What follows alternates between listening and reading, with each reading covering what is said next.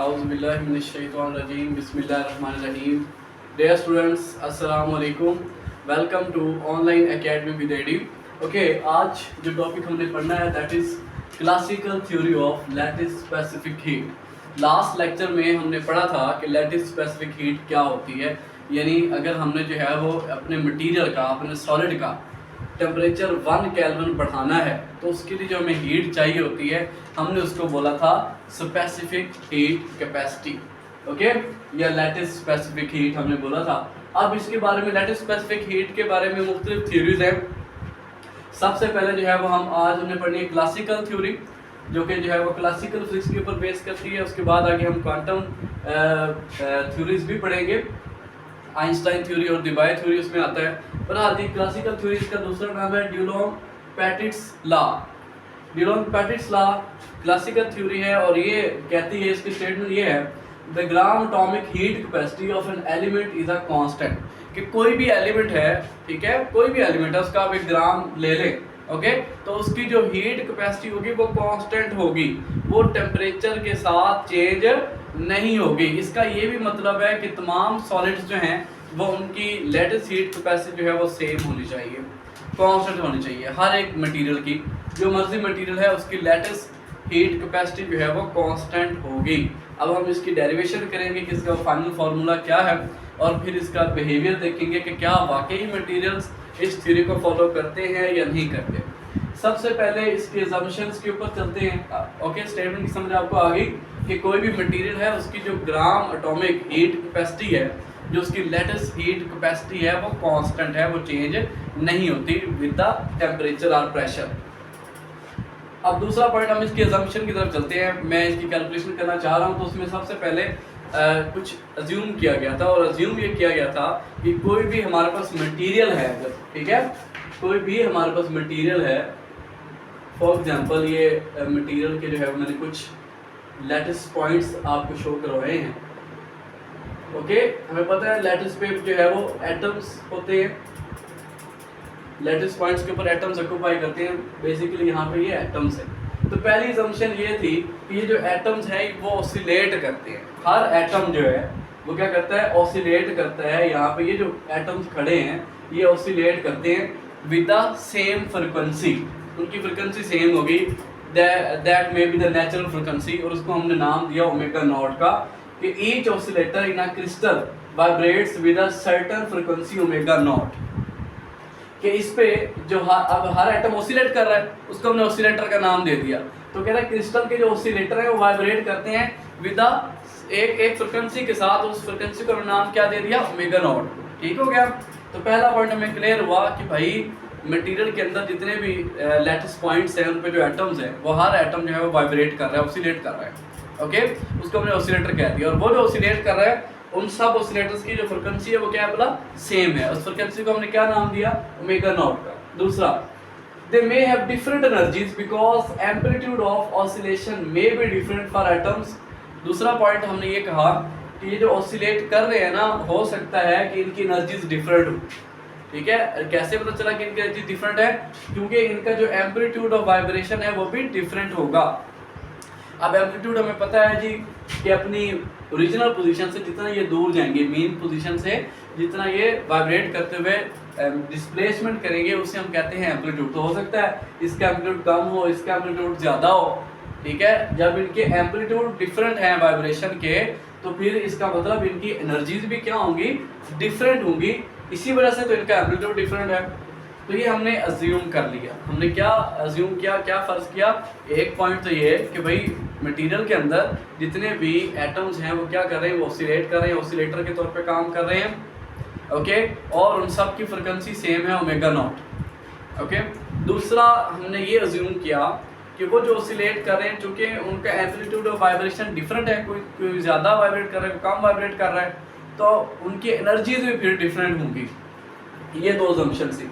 चलें अब हम इसकी कैलकुलेशन की तरफ चलते हैं। तो सबसे पहले हमने ये लेट किया रही कि अगर हमारे पास एक हार्मोनिक ऑसिलेटर, तो वन डायमेंशन में उसकी एनर्जी क्या होगी, it will be the basically it will be the sum of kinetic energy and potential energy. Kinetic energy और पोटेंशियल एनर्जी का ये सम होगा। अब काइनेटिक एनर्जी हमारे पास क्या है, 1/2 mv² प्लस पोटेंशियल जी हमने पढ़ी हुई है 1/2 के एक्स का स्क्वायर। एक्स क्या डिस्प्लेसमेंट है from the main position. Okay, अब अगर मैं इसको m से मल्टीप्लाई कर दूं और डिवाइड भी कर दूं तो क्या आएगा, m square v square over 2m आ जाएगा। ठीक है, प्लस अब हमें पता बेटा ओमेगा नॉट इक्वल होता है अंडर रूट के ओवर m के। अगर मैं स्क्वायर लूं तो क्या आ जाएगा, ओमेगा नॉट स्क्वायर के ओवर m। यहाँ से मैं k की वैल्यू निकालूं तो मेरे पास क्या आएगा, k is equal to m omega naught का स्क्वायर। तो मैंने यहाँ पे बेसिकली क्या किया है, चलिए मैं यहाँ लिख देता हूँ। ओमेगा नॉट मेरे पास है ना अंडर रूट के ओवर m, तो अगर मैं स्क्वायर लूं तो मेरे पास क्या आएगा, ओमेगा नॉट का square is equal to k over m। यहाँ से मैं k की वैल्यू निकालूं तो मेरे पास क्या आएगी, m ओमेगा नॉट का स्क्वायर। तो मैंने क्या किया है, मेरे पास तो यहाँ पे k है, मैंने इस k की जगह वैल्यू पुट कर दी m ओमेगा नॉट का स्क्वायर और x का स्क्वायर आ गया मेरे पास। ओके, इसके बाद जी अब m भी हमें पता है, ये तो मोमेंटम होता है m भी, तो m स्क्वायर v स्क्वायर किसके इक्वल होगा, p स्क्वायर के। p square over 2m plus 1/2 m omega naught का स्क्वायर x का स्क्वायर सेम आ गया। ये हमारे पास एनर्जी की वैल्यू आ गई। ठीक है, बड़ा आसान टॉपिक है, इतना डिफिकल्ट नहीं है। ओके, ये एनर्जी की वैल्यू हमारे पास आई। अब मैक्स हम ये लेट कर लेते हैं कि हमारे पास जो डिस्ट्रीब्यूशन है ना एनर्जी की, जो एनर्जी की डिस्ट्रीब्यूशन है वो मैक्सवेल बोल्ट्जमैन डिस्ट्रीब्यूशन को फॉलो करती है। तो मैक्सवेल बोल्ट्जमैन के मुताबिक तो जो एनर्जी का टोटल एनर्जी का जो फॉर्मूला है वो क्या है, एनर्जी डिस्ट्रीब्यूशन का सॉरी फॉर्मूला क्या है, E exponential minus E over k beta T, D E over exponential minus E over k beta T, और ये डी ई आ गया। यहाँ पे मैंने क्या किया, ये जो E की वैल्यू है मैंने E की वैल्यू पुट की, इस यहाँ पे E की वैल्यू पुट की और इधर E की वैल्यू पुट की, और इधर तीन जगह मैंने E की वैल्यू पुट करनी जो मैंने यहाँ पे निकाली थी। ठीक है, तो मैंने इंटीग्रल लिखा।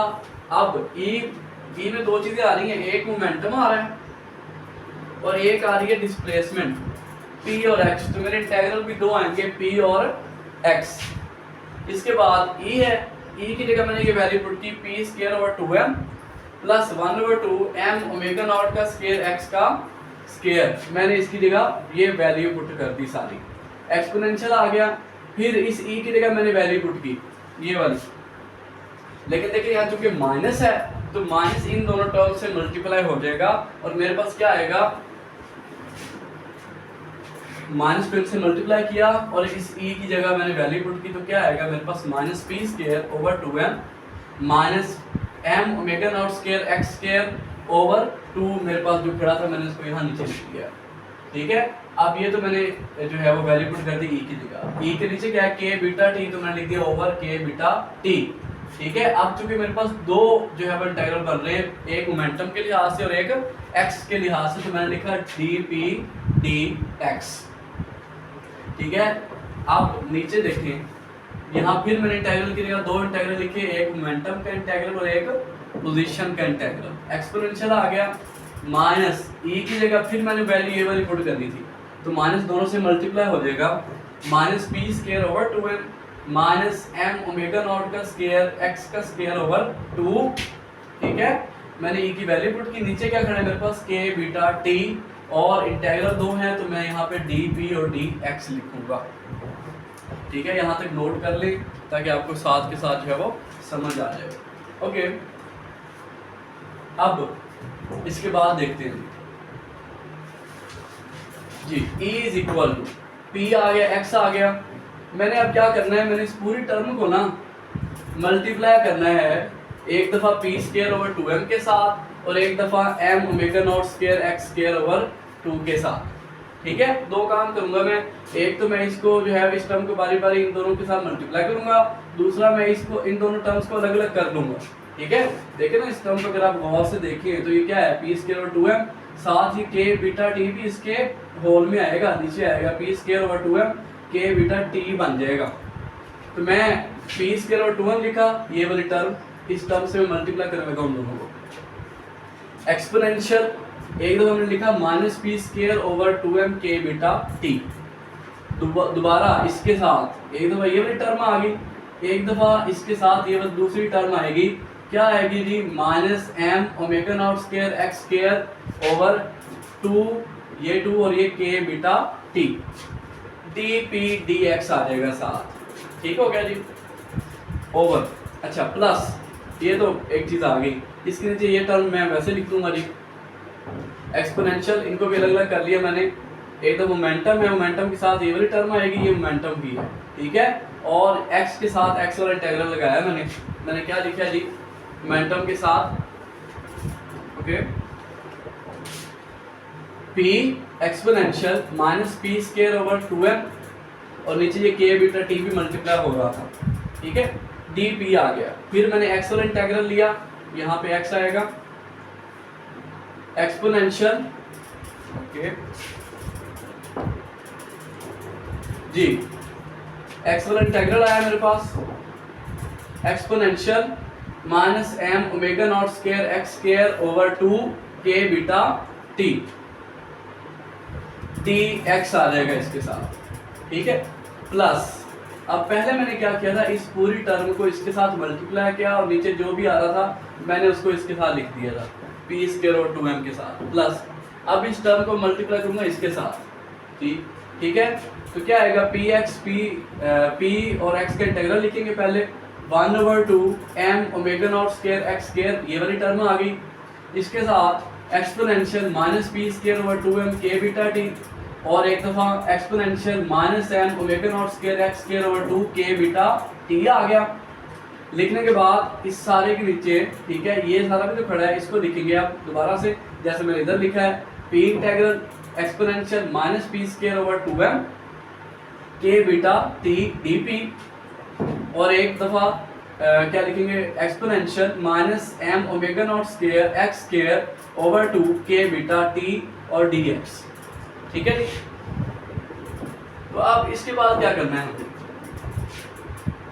इसके बाद देखें इज इक्वल टू, मैंने क्या किया, 1/2m को बाहर निकाल लिया, 1/2m बाहर आ जाएगा, मोमेंटम का इंटीग्रल आया, पी स्क्वायर आया, exponential minus P square over 2m के बीटा टी डी बी। अब मैं क्या करूं, देखें यहाँ पे मोमेंटम की 3 टर्म्स हैं, एक ये है, ठीक है, और एक ये है, ये सेम नहीं है तो इसलिए ये नहीं कर सकती, लेकिन ये बिल्कुल सेम टर्म्स आ रही है, तो ये टर्म इस टर्म से कैंसिल हो जाएगी सारी की सारी, तो मेरे पास क्या रह जाएगा, पी स्क्वायर ओवर 2m, ये 1/2 को मैंने बाहर निकाल दिया, P square exponential minus P square over 2m के बीटा टी, और साथ क्या रह जाएगा, डी पी, जो कि डी एक्स भी डी एक्स से आप चले इस तरह कर लें, कैंसिल हो गया, over P exponential minus P square over 2m के बीटा टी डी पी आ जाएगा यहाँ पे, प्लस अगर हम इसकी बात करें, गौर करें आप, ठीक है, देखें m omega naught square X square खड़ा है, यहाँ फिर यहाँ x की 3 टर्म्स आ रही, इधर मोमेंटम की 3 टर्म्स आ रही थी, यहाँ पे मोमेंटम, यहाँ पे मोमेंटम, यहाँ पे मोमेंटम, इसलिए इसे कट नहीं हुआ क्योंकि ये सेम नहीं है, यहाँ पे x वाली टर्म्स कट हुई। इन द सेम वे यहाँ पे x की 3 टर्म्स हैं, इधर ये x की टर्म अकेली खड़ी है, ठीक है, बेसिकली इसको कट जाना चाहिए था यहाँ पे इससे, लेकिन अब ये नहीं कर सकती क्योंकि इसके साथ ये भी खड़ा है, ठीक है। और ये भी बता दूं यहाँ पे एक्सपोनेंशियल 2 दफा आएगा, सॉरी, जैसे यहाँ पे एक्सपोनेंशियल अलग अलग मैंने किया था, वैसे यहाँ पे एक्सपोनेंशियल एक दफा मोमेंटम के साथ आएगा और एक दफा एक्सपोनेंशियल x के साथ आएगा, यहाँ मैंने इकट्ठा करके लिख दिया था, ओके।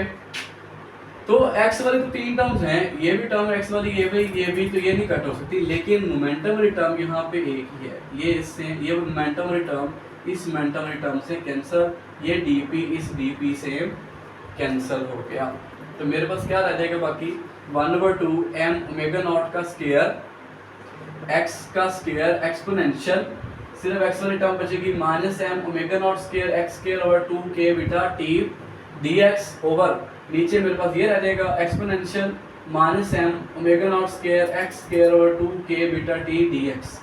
इसको आप हाथ से सॉल्व करेंगे तो इंशाल्लाह आपको समझ आ जाएगी, साथ साथ करते रहें क्योंकि मैंने फिर बोर्ड इरेज भी कर देना है, ठीक है, ओके। इसके बाद देखिए जी, ई इज इक्वल टू, ये तो मैंने यहाँ पे लिख लिया, ये इसको मैंने नाम दे दिया क्वेश्चन नंबर 2 का, ये मेरे पास इंटीग्रल है, इनसे मिलता जुलता इंटीग्रल हमने सॉल्व किए हुए हैं जी सेकेंडरी की मैथमेटिक्स में। क्या है, फर्स्ट टर्म के लिए ये जो टर्म्स है हमारे पास, ये वाली टर्म है और एक ये वाली टर्म है, इनके ऊपर एक फार्मूला अप्लाई होता है, और वो कौन सा फार्मूला है जी, यू स्क्वायर एक्सपोनेंशियल अगर हो minus A you square D you, तो इसका आंसर क्या आएगा 1/4 अंडर पाई ओवर ए का क्यूब।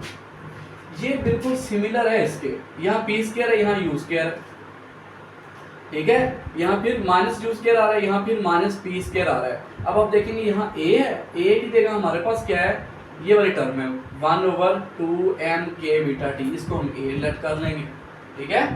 तो u और यू स्क्वायर की जगह पी स्क्वायर आ गया, ए की जगह क्या है 2m k बीटा t। तो आप जब पुट करने लगे ना, ए की जगह आप लिख दे 1/2m k beta t put कर दे। इसी तरह अगर हम इसको देखें, यहाँ अगर यू स्क्वायर है तो यहाँ एक्स स्क्वायर और एक्स स्क्वायर खड़ा हुआ है, माइनस है, यहाँ माइनस है, ए यहाँ पे ए है, ए की जगह हम लेट कर सकते हैं m omega naught square over 2k beta t।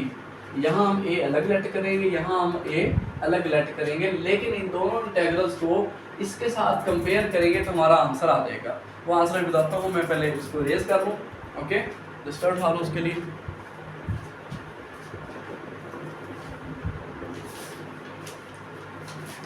जी।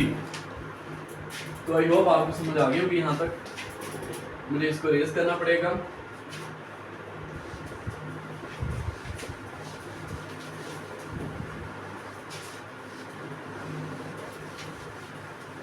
ओके।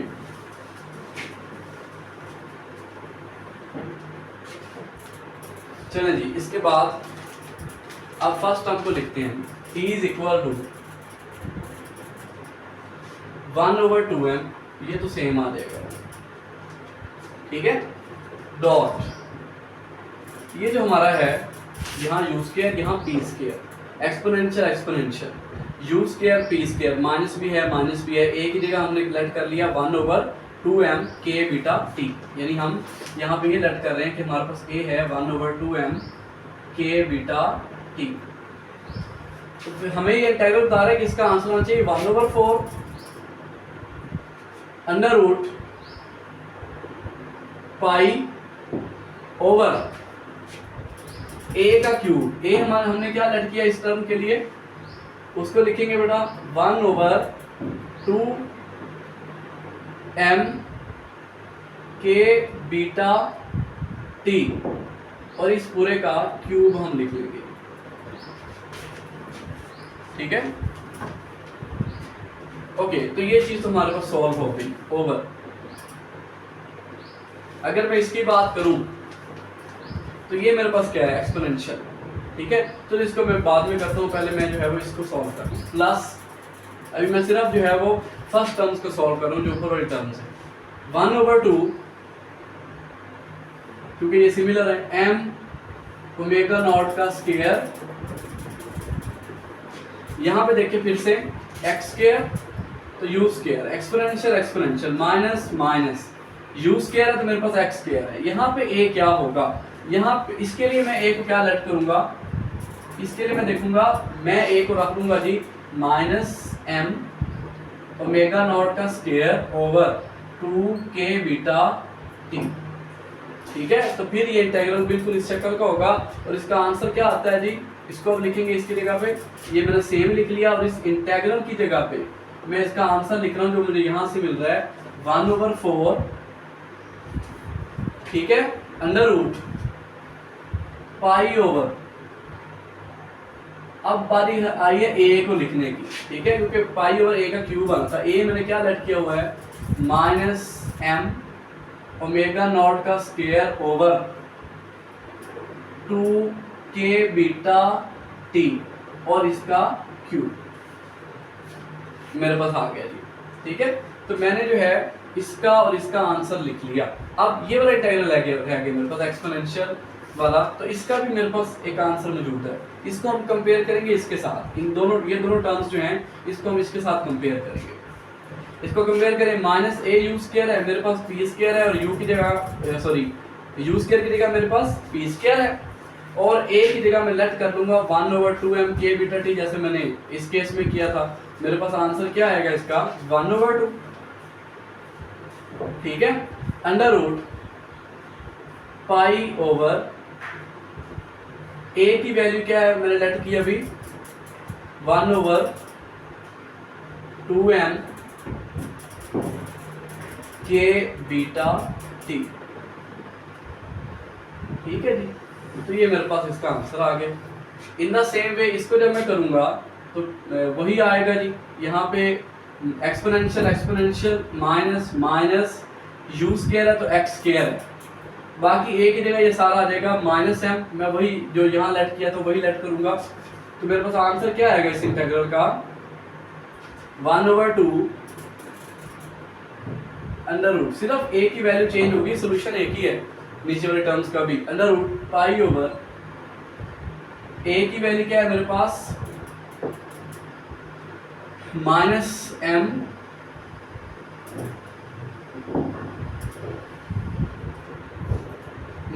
ओमेगा नॉट का square over 2k beta T.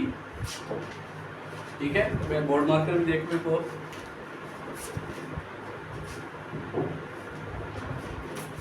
जी ओके, तो आई होप आपको यहाँ तक समझ आ गई है। तो मैं इसको रेज कर देता हूँ ताकि हम जो है वो नेक्स्ट में लिख सके विदाउट एनी डिस्टर्बेंस। जी ओके, अब इसके बाद देखें यहाँ हम इसको सॉल्व करेंगे जी सिंपल मेथड से। E इज इक्वल टू मेरे पास क्या आ जाएगा 1/2 है तो ये 1/2 से कैंसिल, मेरे पास वक्त क्या रह गया 1/4m रह गया। इन द सेम वे अगर मैं इसको ये भी स्क्वायर रूट में ये भी स्क्वायर रूट में, तो मैं इन दोनों को एक ही स्क्वायर रूट में लिख लेता हूँ। क्या है मेरे पास पाई है, देखिए ये डबल बटे के नीचे आ रहा है। जो चीज़ भी डबल बटे के नीचे आती है वो ऊपर चली जाती है, हमें पता है, मल्टीप्लाई हो जाती है।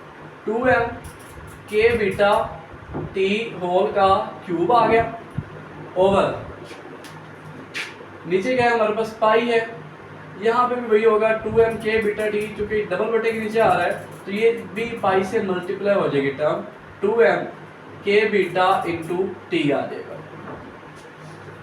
प्लस 1/2 से कैंसिल हो गया, हमारे पास क्या रह गया बाकी m ओमेगा नॉट का स्क्वायर ओवर 4।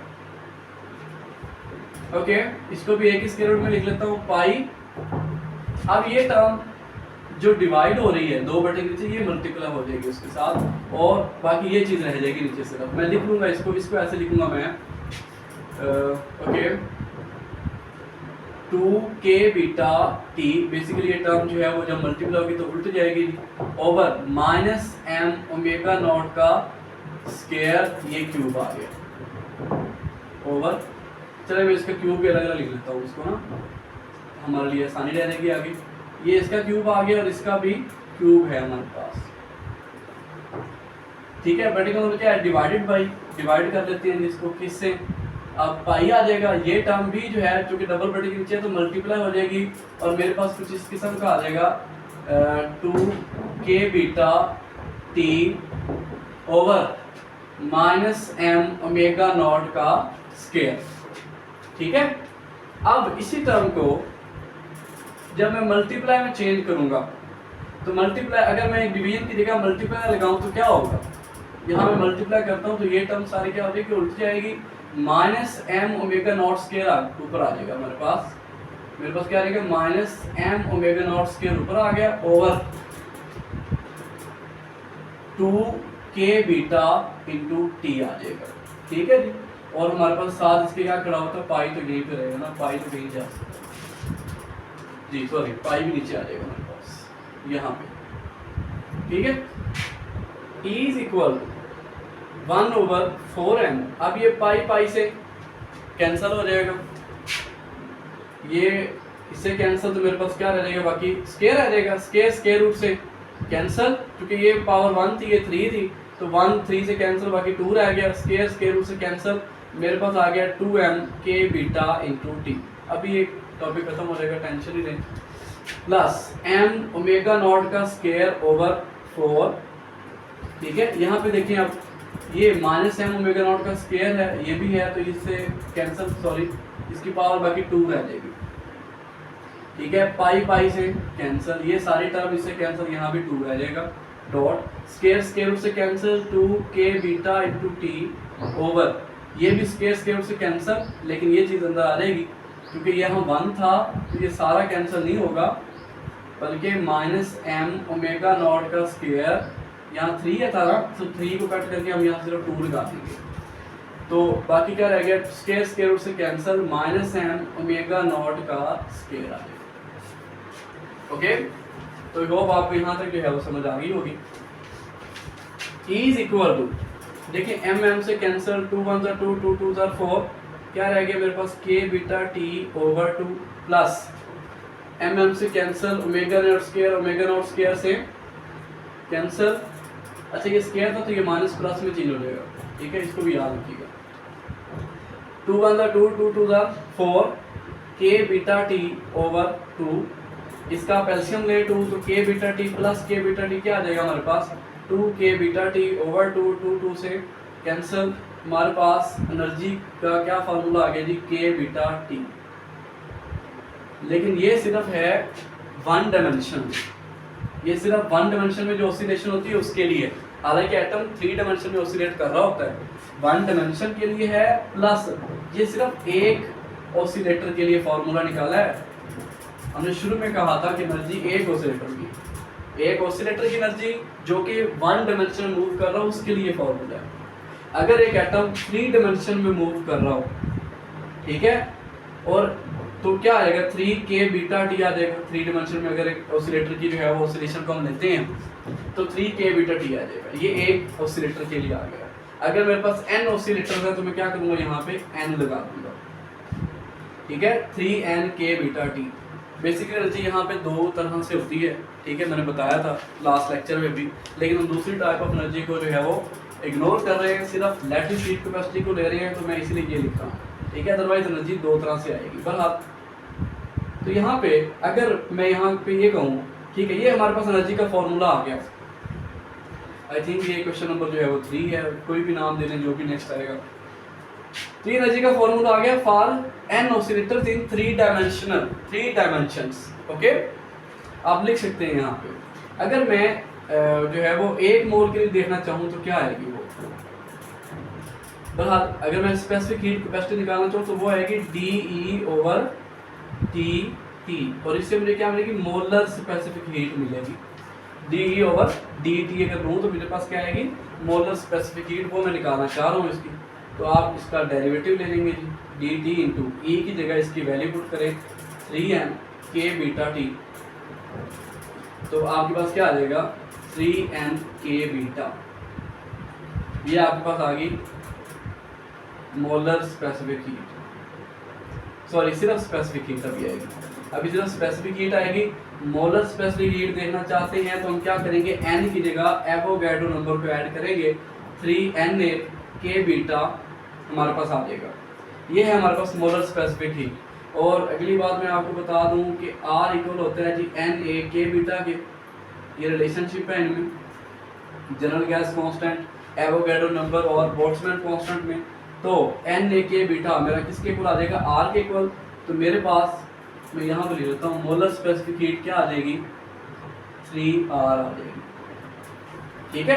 अब 3R यहाँ से देखें, यहाँ से हमें साफ पता लग रहा है कि भाई जो मोलर स्पेसिफिक हीट है it is independent of temperature, it is independent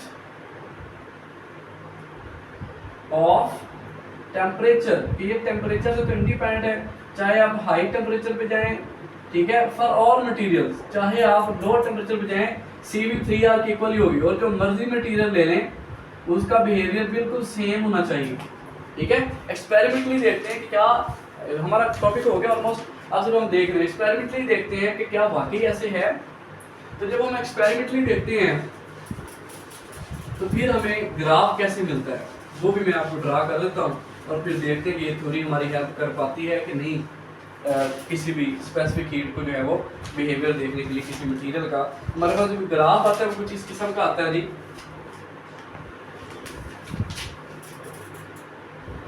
sorry मैंने गलत बोर्ड मार्कर उठा लिया। ओके, यहाँ पे आप देखें, जब हम ग्राफ ड्रा करते हैं टेम्परेचर के ऊपर, ठीक है, 200, 300, 400 ये टेम्परेचर यहाँ पे हम करेंगे ड्रा, ठीक है।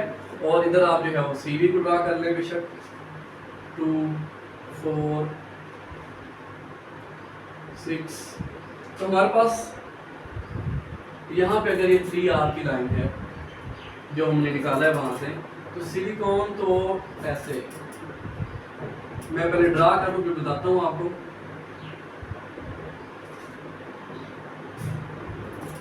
ओके, अगर हम सिल्वर के लिए देखें तो कुछ इस किस्म से आता है,